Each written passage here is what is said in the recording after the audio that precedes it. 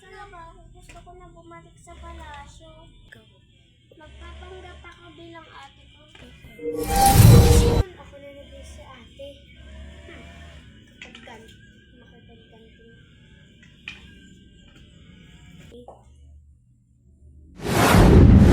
Anong nangyari? Ako naging si princess?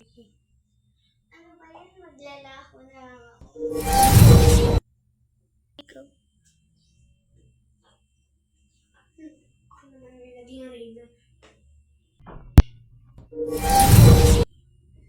Hoy, sino ka? Ikaw. Ako yung reyna. Eh, diba taksil ka lang?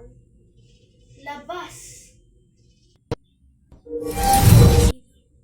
Ano ngayon sa'yo? Etong sa'yo!